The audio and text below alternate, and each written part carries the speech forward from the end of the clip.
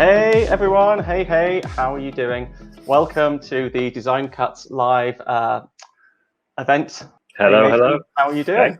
I'm doing well. Nathan, what will Yes, you be sharing with us today? I am going to walk through a illustration technique like shading with textures. I'm going to be using the pastel brush set from the Ultimate Brush Toolbox, Awesome. and this is a technique that I've picked up over the years from a friend of mine who is a children's book illustrator, and he uses various textures to sort of shade and render, and the result is really cool. And I'm not as good as him, but hopefully I can do it justice. Cool. Here we go. All Nathan, if right. you'd like to screen share. Okay, so Awesome. we're gonna take a look real quick. So this is the little scene I put together for the preview, and I'm gonna walk through just the various materials. Like we'll look at a rock and some water and some tree trunk. So we'll show like some rock, water, and some wood and different textures. So first up, let's take a look at a rock here.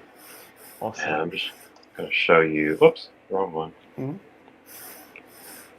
It's a little early here, so bear with me if I start to not make sense. Let me know.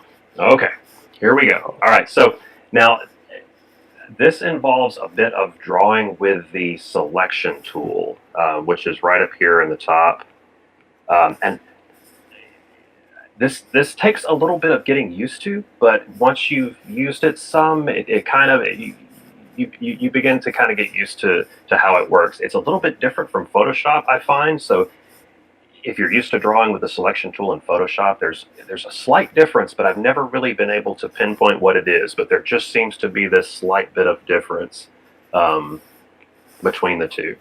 So what I'm going to do is I'm going to start out with a shape for my rock, and I'm going to draw that shape with the pen tool. So let's see what I come up with. It's just kind of random. The cool thing about rocks is it can kind of be whatever shape you want. Rocks are really good practice um, for rendering and light and shadow and shape and form. Rocks are a great way to practice that. Okay, Nice. so there's my rock shape. I'll make it a little bit They're darker. a very faceted thing, aren't they? So they've got light hitting them on all the different Right, angles and corners, and right. sharp edges and soft areas, and Sure, yeah, yeah, absolutely. I'm gonna take an eraser and I'm gonna just kind of clean the edges up a little bit because it's a little bit crazy. So I'm just gonna kind of straighten up some of the edges. And I'm just using the eraser tool, and I've got the ultra fine pastel brush selected that I'm using as an eraser. I'm just going to straighten up some of the edges a bit.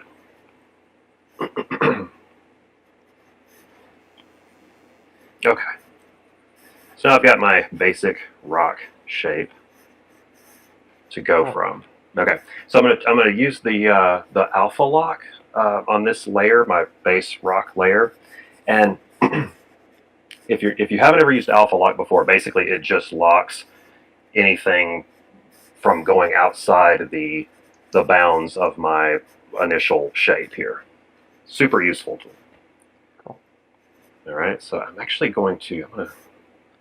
make this a little bit lighter. This is my base tone. I'm gonna make it a little bit lighter. Okay, so now what I want to do is I want to add some of the shadow areas, and I'm going to use the selection tool to do that. And so I'm just going to add some areas of shadow. And I want to choose a darker color, and I want a textured brush. And I really like this the grain painter. And I'm going to try to. You can use several of these brushes, but I'm going to try to stick to like maybe 2 or 3 to show you this process, just to kind of simplify it a little bit. But of course you could use any brush to shade this that you want. I just happen to like this grain painter. Nice. And the background color's like your mid-tone, I guess. Kind of, yeah. I don't like to look at stark white, Yeah. and then that kind of helps me to, Nice. not have so much white to look at, so bright. So So I'm just painting in some shadow. And what's happening is the alpha lock is still on, right? So when see how I'm selecting outside of the rock shape, but when I paint, it's only painting the over the rock shape. That's because that alpha lock is still selected. Nice. It's amazing how quickly it gives it kind of that three-dimensional effect. Right. Yeah, rocks are really fun to me. I don't know, I don't know why. They're easy, and it's hard to mess up, like it's hard to mess up a rock. They rock. Yeah. Okay, so now I'm going to add a new layer, and I'm going to select the ultra fine again, and I'm going to go a little bit darker on the color, and I'm going to add some of these little detail shape, or these little detail lines, and I'm using like really light pressure here to just kind of add some of these little. I guess these would be like cracks, maybe. Huh? I guess these would be sort of like cracks in the rock, just sort of detail lines.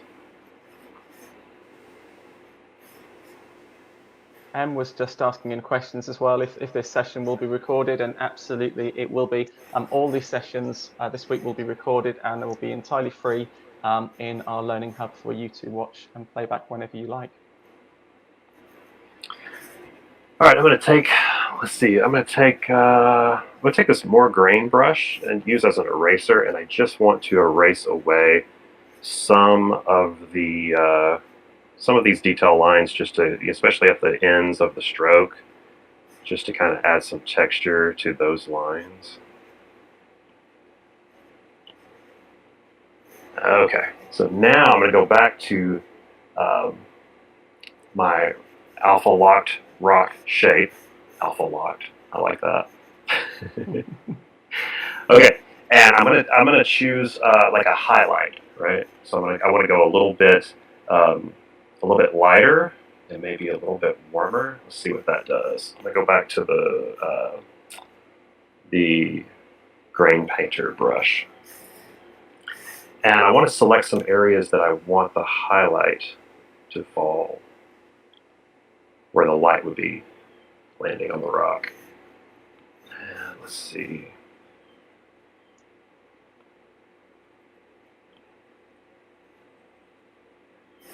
There, and let's try right here.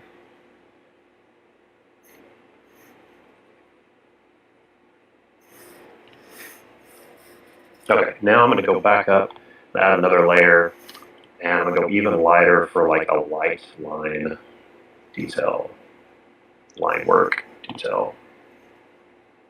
Back to the ultra fine brush, and I'll do the same thing as before, and just add some highlight lines, right?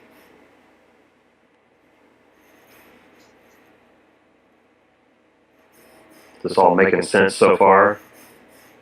Absolutely is to me. Is everyone out there enjoying the session? Is it making sense? Yeah.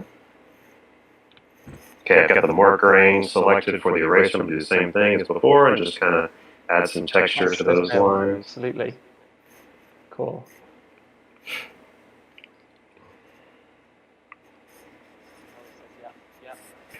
I'm going to go back. I'm going to go back to the rock layer, and I think I just want to. I'm going to deepen the shadows just a little bit right here, I think. And I'm going to choose. Let's see if it'll let me do that. I'm going to choose a even darker color. Go back to the grain painter and just see if I can darken that shadow just a little bit. And right here too.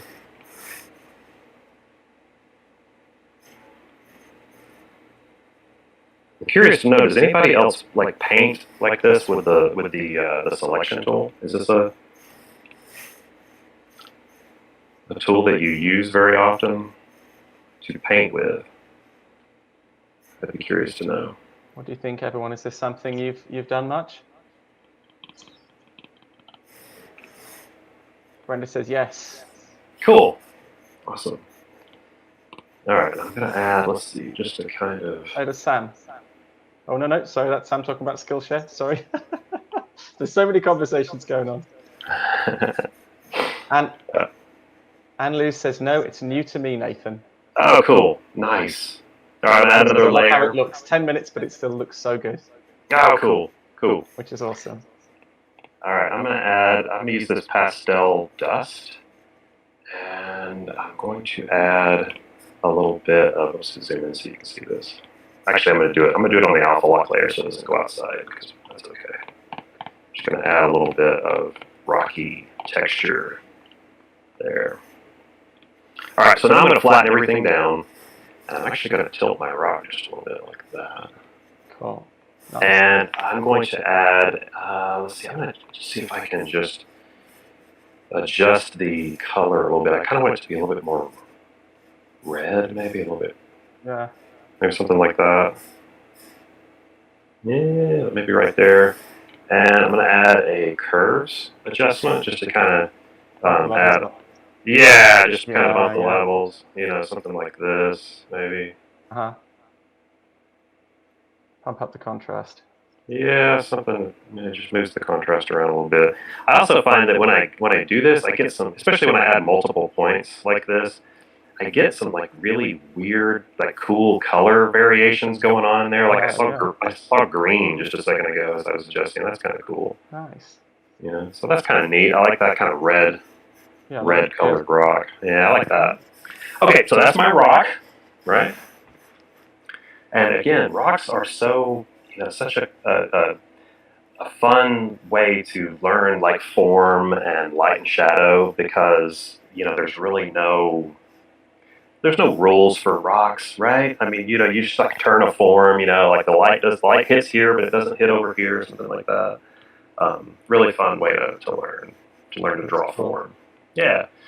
Okay, so now I've got some water here, right? Nice. So let's see if we can reproduce some water.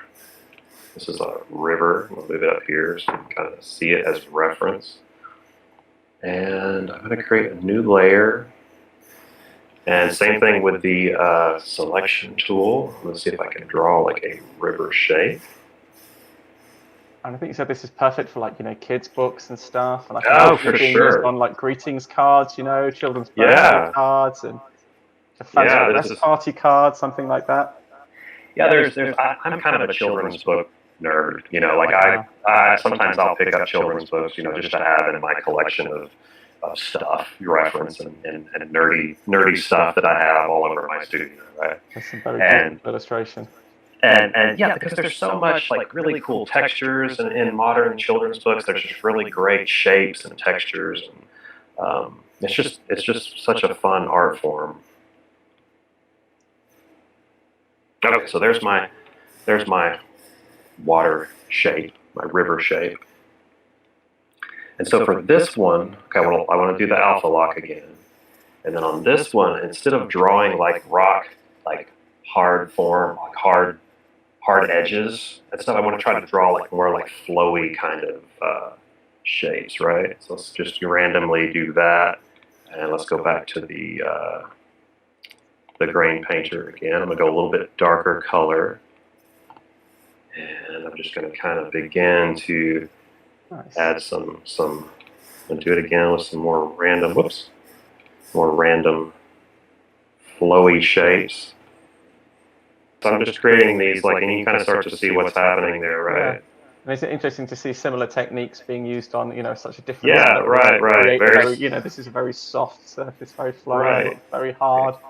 Exactly, like we're using the same technique essentially to do a completely different surface, completely different feel. But it works for both really well. It's very quick as well. You know, you very can quick. Illustrating something like this, and you were building a scene, you could build it up quite quickly and get a nice effect. Very quick, yes. Okay, so I'm going to continue to do the same thing, except now I'm going to switch to a lighter color, and let's see what that does. Cool. There, right? Okay, so let's see. Okay, so you can see that now they're starting to a little bit of a highlight starting to form, right? And the water's got like different layers, hasn't it? You know, you can always Right, see right. that kind of, yeah, you can really see that, and they kind of affect and blend with each other. Yeah, for sure. Okay, so now, again, same thing. We're going to go to a new layer, and I'm going to go back to, I'm going to use the ultrafine again. I'm going to go with a darker color, and I'm just going to add some of those, some of the detail line work, except I want the color to be darker. Cool. And I'm just going to kind of follow some of the shapes that I see, right? Just kind of enhance those a little bit.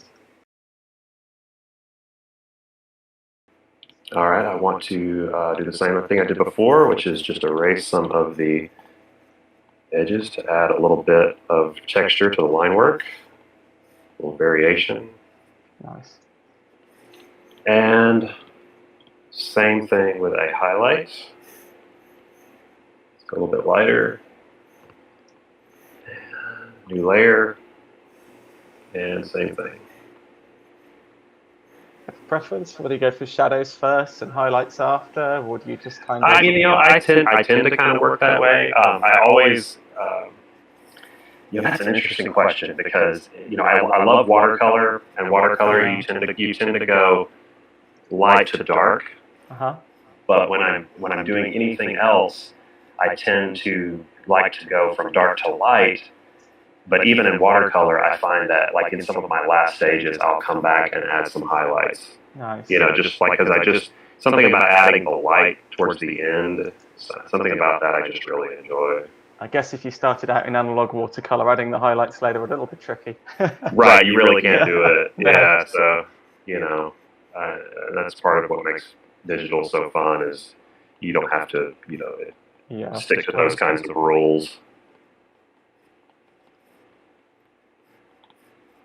Okay. Everybody check out Nathan's other sessions in the Learning Hub on watercolor, etc., because they're really, really cool. So I'm going to merge these down, and I want to add. Let's do a curves real quick and just see what shakes out. Let's see about. That's kind of cool. I'm going to leave that right there. I like that. Nice. So I want to add a little bit of kind of a spray. And I want to go to a lighter color. And I'm going to use one of these smudge brushes, but I'm going to use it as a brush, the brush tool and not the smudge tool. And I'm going to do it on a new layer. And I just kind of want to add some of this spray along here. And then I want to come back, and I'm going to use the eraser with the same brush. And using the eraser with the same brush, I've found that that's something I do a lot because I'm basically erasing with the same stroke, the same paint stroke, if that makes sense. And it seems to work really nicely to create, these to sort of remove some of what you put down. Gives a very subtle effect, doesn't it? Very subtle effect, but it's really fitting for moving water. I think it just works out kind of nicely. I think that one looks nicer than the one at the top. What a result! When you do something first and you can never quite recreate it better. Right? Yeah, you might be right. Yeah, something like that maybe. Nice. Yeah. Oops. Yeah, this is a really fun way to draw. I mean, I really like it. I don't use this style as much as I do a more painterly style, but I really enjoy this, and I think that there's a lot of basic shapes going on. It's all shapes. It's all shapes and texture, and that's really fun. That's a fun way to draw and paint. Nice. I mean, I know I've really liked some of your dry previews, if that makes sense. Yes. Your products, yeah. So I can tell you've got a bit of a love for it. Yeah, I do. It's something that's really, it's just a lot of fun. Okay, so now I've got some tree trunks, right? Okay. And speaking of basic shapes. They're making me think of Stickman, if you know Stickman. Yes, for sure. I drew these with just a rectangle tool. And I'm choosing the selection tool again, but I'm using, instead of freehand, I'm using rectangle. Nice. Okay, so, and I'm going to choose a good brown. Let's go a little bit I love lighter. that kind of basic child's view of the world, though. You know, it's a tree, Right. it's a rectangle, it's filled with Right. brown. Yes. Yeah. Yes. Yeah. It's so. It's just something about the simplicity of it. I think is what's so appealing to me. Maybe. Yeah. You know, just how simple. I'm gonna change this one up a little bit. And I'm gonna move these. Change the angle a little bit, so we've got a little bit more of a. And I guess that's what illustration is all about. You're pairing it back to those elements. It's like, what elements make it a tree? If you strip it right back, well, it's brown. It's roughly rectangular. It's got some lines on it which indicate bark. Right. There's I've studied a little bit of I may not be saying it right. Iconography. Does that make sense? Do you know what that is? Iconography. Sure. And what your brain sees. You know, like your brain sees. You know, like this is a heart. Whoops. Let me get a better brush. You know, this is a heart, and this is a flower. You know, and really, that's not what a flower looks like at all. And that's not what a heart looks like at all. You know, but this and you know, this is a tree, right? You know, something like that is a tree, and but that's what I love about illustration, right? And I do love illustration. So, but it's interesting to me because a lot of times, like when you're just beginning, just learning to draw, you have to fight against iconography because your brain wants to simplify things it wants to simplify things down, and you kind of, when you're just learning to draw, you have to fight that a little bit. And I think that's an interesting struggle that I had never really considered as part of learning to draw, is having to fight. You know, your brain wants to simplify everything. Sure. It's wonderful watching children grow up and how they learn to draw. Yes, it's so raw. It's so sweet. Exactly. Right? It's awesome drawing, which as an adult you could never do because they put all these filters in place. It's really great. Right. Yeah, it's really learning to draw fascinates me. You know, it's just what you have to, the way you have to see, and the things you have to learn and unlearn. You have to unlearn at the same time, which is just really interesting. For sure. But Brenda's saying in the chat that what she likes most about these sessions is how to see the brushes as they're meant to be used. I guess as the creator of the actual brush set, you know, intended them to be used. Okay, yeah. Well, that's cool. Okay, so what I'm doing here is I'm assuming that that our light is going to be coming from this direction. Cool. Okay, so I'm going to draw. I've alpha locked. I've combined the tree trunks, and I've alpha locked the layer, and I'm using the grain painter again. And I've got a darker color, and this time I'm going to draw my shadow and make it a little bit bigger. I'm going to draw my shadow, but I'm going to hold down the stroke so that I get that straight line in Procreate that I can adjust, so that I can adjust the shadows, you know, there. And a little bit smaller for this one. Hold that, move that around.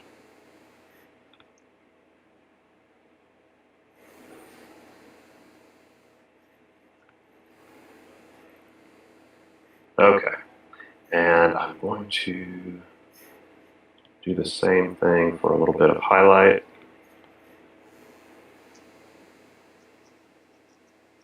There.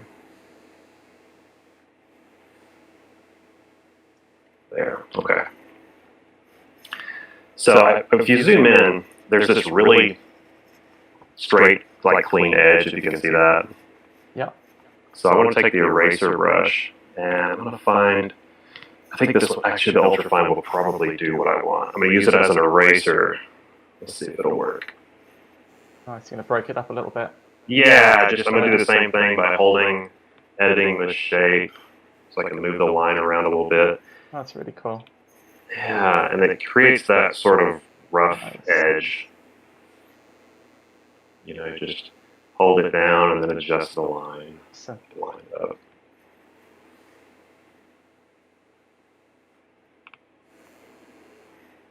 It's funny because, you know, this this is really simple. You know, it's really simple to do, but you almost like it's almost so simple that you want to overcomplicate it. Does that make sense? Like it's almost like exactly what you mean. this is too easy. This can't work. Like I need to make this. well, right? I need to make this more complicated. Like you kind of think, well, you know, this is too easy to do. It needs to be more complicated than this.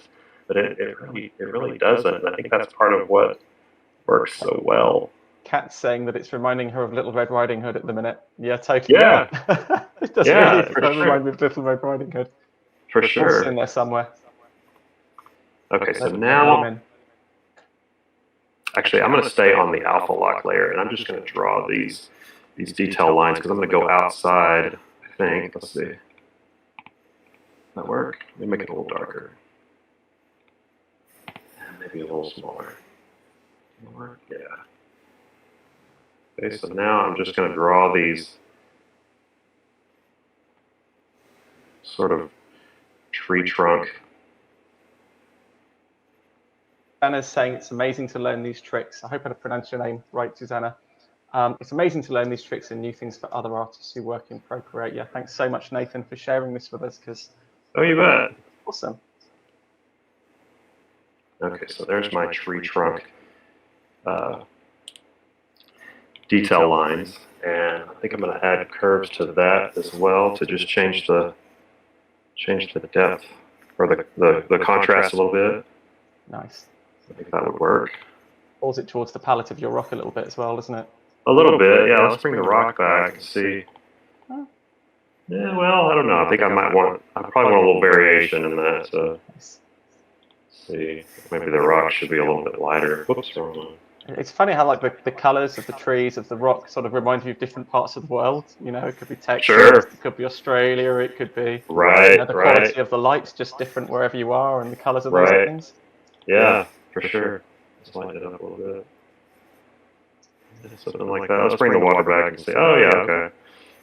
Ah, cool. Yeah, you know, the thing about it is, I mean, if you have the patience, you know, to just repeat the same process over and over and over, and you know, build a scene, you know, compose a scene. I mean, it really, it's a really fun way for sure to paint and draw. I mean, I love it.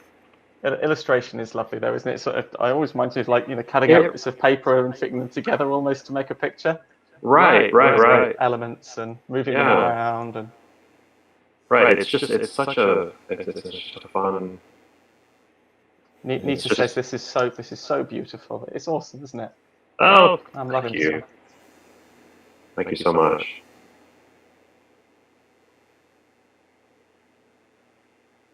Another thing that we can do that I like to do in Procreate a lot. We'll take a look at it here in a second. We add a few branches. Sam says she can't believe it's taken less than half an hour. It's quick, isn't it? Yeah, it's very quick. Very quick. Putting together a series of illustrations for a book. This is great. Yeah, absolutely. Yeah, it's really fun to do with characters as well. You know, this is the same type of shading. Yeah. Let's see if this will work. If I copy all and paste, I should get a flat. Let's see. Yeah, okay. Something that I like to do because I do this in Photoshop, right, where you do this overall color balance, you know, to the whole scene. Sure. And I do it with gradient maps, and adjustment layers. You really don't have the same capability of adjustment layers in Procreate, but I'm hoping someday they'll add it in a future update. But you can kind of trick it. You can trick it a little bit. So what I did was I copied all and then pasted, and it gave me a layer of the flattened image on top of everything. And I really love color balance. And I start with the midtones, and let's just see if we can just kind of, you know, adjust the whole scene a little bit. Nice. You know, it's just something I love. I love to play with this because it seems to unify everything. I kind of go lure with my shadows. And then on the highlights, I tend to go a little bit more yellow. I guess anyone who's done any photography and started out in Photoshop, as so many designers did, you know, as students, for sure, have a real affinity for color balancing. For sure, yeah, it's just it's a lot of fun. It is, yeah. I'm gonna add See if we can add like some sunlight or something coming through just for fun. I added a new layer above it and I changed it to overlay. And let's go with like a, we'll use the green painter again. Nita's loving the highlights on the water. I really like this as well. I think the water looks really cool. See if we had some sunlight coming in. Ah, nice. Something like that. It's reminding me a little bit of a Samurai Jack scene. I don't know if you ever watched that cartoon. Oh, yes! Yeah? Yes, good Awesome. call. Just Good so call. cool. So cinematic. Right. Just one of my favorites. And so we could probably do the same thing with a multiply layer. Let's see.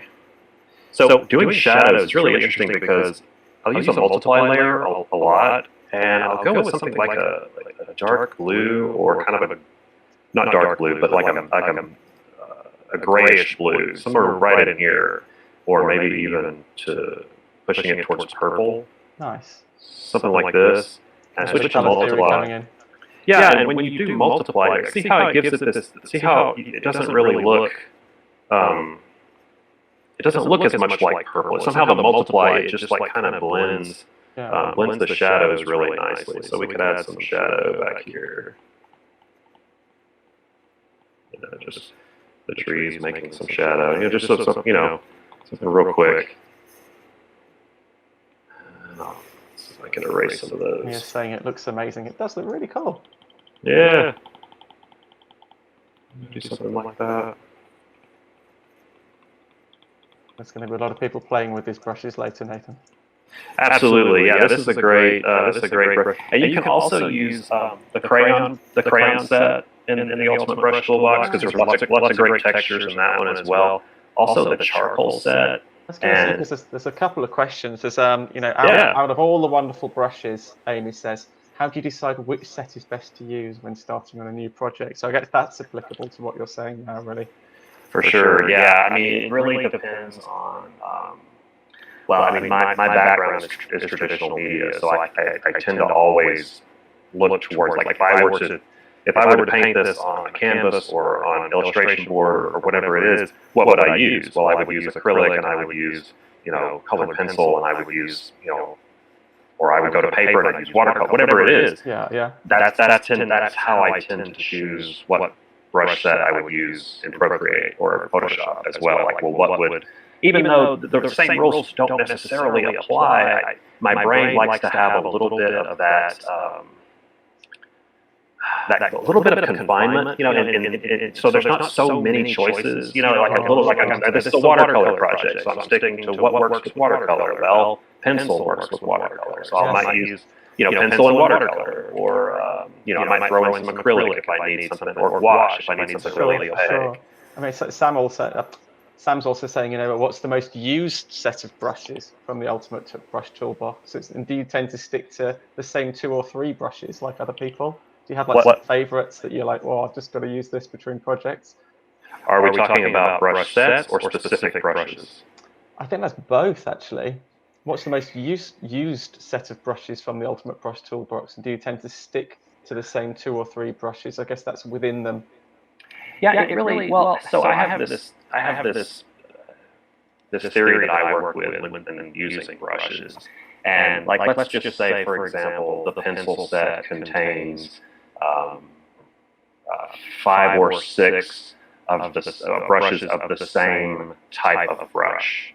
So I might use a couple of those for a project, and then the next project I might use a similar brush that might do the same thing as what I did before, but I use a different brush just to vary it up. I like the choice of variation. Cool. Does that make sense? To do, even if I'm essentially doing the same thing, I like to have maybe 5 or 6 brushes that would work, but I like to have that choice in variation. That's why the Master Watercolor brush set contains like 150 brushes, because I like to have that variety and choice, even though 5 or 6 brushes might work just fine for whatever it is I'm doing, but I like to be able to vary it up. And I think that might be why people can't have enough brush packs.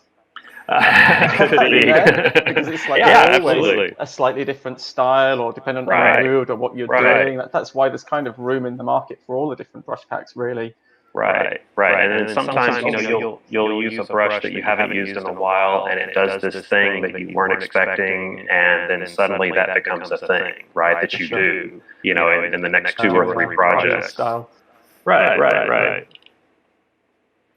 All right. So there's my scene. I mean, we put that together in for roughly 30, 40 minutes, right? I mean, that's pretty really quickly. like, you could spend another hour or two on this and really render it out, and I think it could really be a spread in a book, with given the right detail work. So I think I don't know, it's just a lot of fun. It's just really cool. Really awesome. And Steve asks, he says, Sam brought up a good point. I guess I missed that in the chat. Apologies. What would you use for grass and the texture of grass? Oh, well, I don't know. Let's see. And if there's anything anyone else wants to answer, and that really put Nathan on the spot, pop in the question. Let's see about grass. Okay, I don't know. Let's see here. Let's make it a green, and let's start with like a basic shape. But this is really cool, right? Because now you get to experiment, and does it work? Right. The next project, you'll know what works and what doesn't work. Let's just throw our grass. Let's get a shape going on a layer. Let's throw some grass in just on this side here. Steve's saying that brush addiction is definitely a thing. I think absolutely, Steve. I think there's probably a group for it somewhere where everyone sits in a circle and says, "Hi, I'm Matt. I've been addicted to brushes for a few years. I don't have to buy packs, but yeah." That's pretty funny. Okay, so there's a little bit of grass that we can use. Let's see. Okay, so here's probably what I would do. I think I will do the same kind of process as initially. So I'll alpha lock this, and then I'm going to go a little bit darker, and I'm going to go back to a big grainy brush. We've been using the grain painter, so I'll just use that again. And I've got the opacity kind of midway so that I can get some variation there. And I'm going to go a little bit bigger on the brush size. And I think, let's go a little bit darker. Take the opacity. Yeah, okay. Nice. So I'm just going to add some variation in here. And I'm going to... Okay, so I just painted a darker color, and I'm essentially going to erase it, but I'm not using the eraser tool. I'm using the same color, the same initial color that I had for the grass to erase some of it. Does that make sense? It does. Why are you doing it that way rather than the eraser? Because I don't want to erase, because I'm painting on my... So I don't want to go back to the background. Okay, so you're basically going for the same technique. Yeah, same right. With a solid color. I'm going to add a little bit of highlight here, back here, just where I think from where we drew our sun rays coming in our shadow. I'm just going to put some highlight out here. This. Okay, so now I think I'm going to go on a layer above the rock, and I would take. Let's do it. See if we can do it with texture. Oh. And let me go with a bit darker, not the highlight color. And I think I'm just going to add see if this would add some grass like down here. Let's see if this will work. And if I erase with the same, let me get a little bit more, just a little bit more to erase. Go a little higher.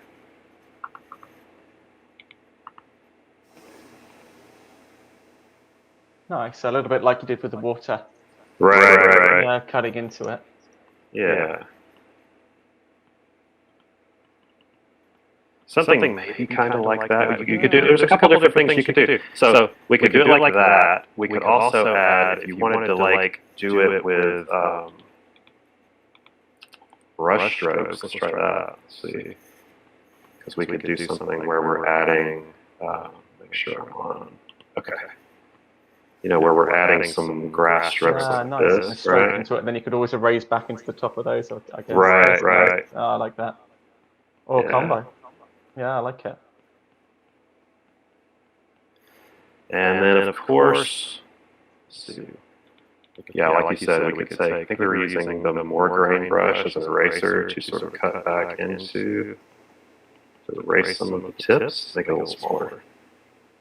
Yeah, let's get a lot smaller because it's just little fine tips. Grass. And Maggie's had a call out for leaves on the trees or flowers as well. I'm going to have a whole picture done. Yeah. 2 days later, we're gonna publish this. I'll add a few more. Nice, I like that. Yeah, and then I think you could probably go like darker too, and like add maybe some darker, some shadow areas, some grass. Everyone think, is the grass hitting the spot? Yeah, something like that, you know.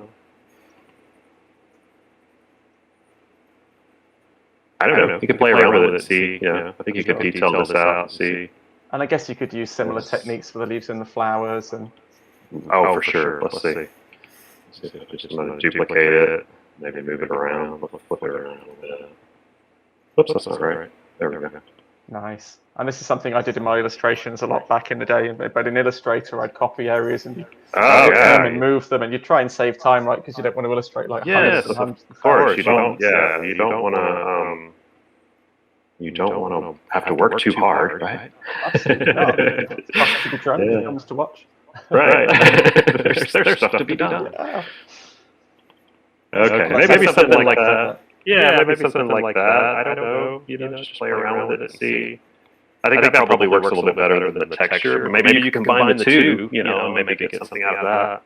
But you probably want to do it. You probably want to do something like that. You know, maybe back on the tree trunks as well. You know, something where you're kind of hiding those hard edges. Sam's saying it's my fault, and it totally is Sam for asking for on-the-spot questions. No, I totally know Sam. I'm just messing around. Yeah, something like that's kind of cool. It's funny how suddenly rendered it looks when you add these lines. You know, you add these the detail line work, because before it's like, oh, that's a rock, sure, but it suddenly becomes sharper. You know, it becomes a little bit more rendered. So I mean, the grass probably adds that as well. Like it just looks a little bit more rendered than it did before. For sure. And then I guess the leaves that Maggie was saying, you could draw the individual ones, and again you could copy them and move them around and layer them up. And for sure, yeah. This would look really cool. Maybe like if you changed up the grass color and made like a fall scene with some of the leaves falling, and you know, move it around. That would be kind of fun. Yeah, and I could see some little flower heads and things in there. I guess you could really work into it and spend. You know, you've got the basic shapes there, then you can add as much detail as you'd like, really. For sure, yeah. You could just you just continue to render. Yeah, this is pretty cool. I like it. I like it. Awesome. Yeah. Any more thoughts or questions? Cool. Does anybody have any more thoughts or questions for Nathan before we wrap up? Anything else? That was a really awesome session, Nathan. Thanks ever so much, and thank you everyone for your questions. I do really appreciate them because it makes it a much more interesting session. Well, thanks ever so much, Nathan. If you want to jump out, I'll just stay on for a minute and tell everyone about the other sessions that are going to be coming up. As part of the illustration event. Thank you very much, and we hope to see you again here soon. I'm sure we will. I can't wait to see the next product that you've got on the way, because I know it's an absolute stonker. Yeah, I'm excited too. It's really cool. It's really cool. So they're always good. And everybody do check out the pastel version of the pack, obviously, or better still, go buy the full version of the pack. I did see people in the chat saying that they almost wish they'd bought the full pack, because they kind of dipped their toe in the water just by buying one, and they were like, now I want another one. Well, hang on, I want another one. And obviously the best value is just to buy the whole pack, really. I think a lot of people use it as the basis of their brush packs, really, now. I certainly do. So that's really awesome. Yeah. Cool. All right. Well, thanks so much, guys. I appreciate it. Always happy to be here, and it's always so much fun. Really, I can't say it enough. So good. Thanks, Nathan. Okay, you jump off and I'll stay on. Okay, take care. Thanks a lot. Bye-bye.